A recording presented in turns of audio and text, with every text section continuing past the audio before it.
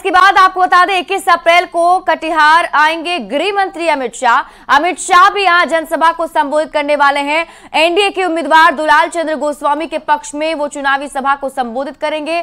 आपको बता दें कटिहार में दूसरे चरण में वोटिंग है, तो ऐसे में केंद्रीय गृह मंत्री अमित शाह का ये दौरा भी बेहद अहम माना जा रहा है, क्योंकि दूसरे चरण में जिन सीट पर वोटिंग होने वाली है वो सीट है कटिहार। यहां से एनडीए के प्रत्याशी हैं दुलाल चंद्र गोस्वामी, जिनके पक्ष में वोट की अपील करने के लिए केंद्रीय गृह मंत्री अमित शाह बिहार के कटिहार आने वाले हैं। तो इस वक्त की बड़ी खबर आपको बता रहे हैं। और देखिए चुनाव प्रचार का जोर जो है बढ़ता ही चला जा रहा है। पहले फेज की वोटिंग के बाद अब सबकी नजर है दूसरे फेज पर।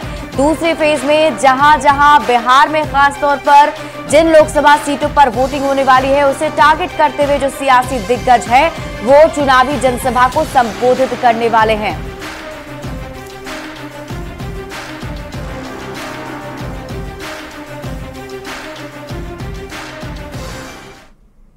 तो महाराजगंज लोकसभा सीट से आरजेडी नेता और पूर्व सांसद प्रभुनाथ सिंह के पुत्र रणधीर सिंह ने बागी तेवर दिखाए हैं। रणधीर सिंह ने अपने कार्यकर्ताओं के साथ एक बैठक की और चुनाव लड़ने की संभावनाओं पर चर्चा के लिए 28 अप्रैल को एक बैठक बुलाई। रणधीर सिंह ने सीधे तौर पर आरजेडी पर धोखा देने का आरोप लगाया है।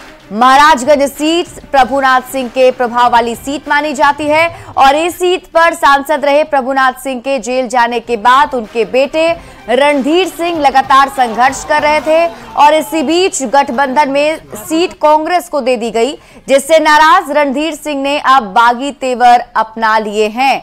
अब 28 अप्रैल को यह फैसला होगा कि क्या रणधीर सिंह चुनावी मैदान में उतरेंगे। नौजवान साथी और अभिभावक लोगों को बुलाकर आज एक चर्चा हुआ है कि 2024 लोकसभा चुनाव पे हमारा अगला रणनीति क्या हो, क्योंकि आप तो जानते हैं हम राष्ट्रीय जनता दल से पीछे चुनाव लड़े थे, लेकिन इस बार राष्ट्रीय जनता दल पता नहीं कौन सा ऐसा उन लोगों को मजबूरी सामने आया कि महाराजगंज सीट कांग्रेस के झोली में दे दिया गया।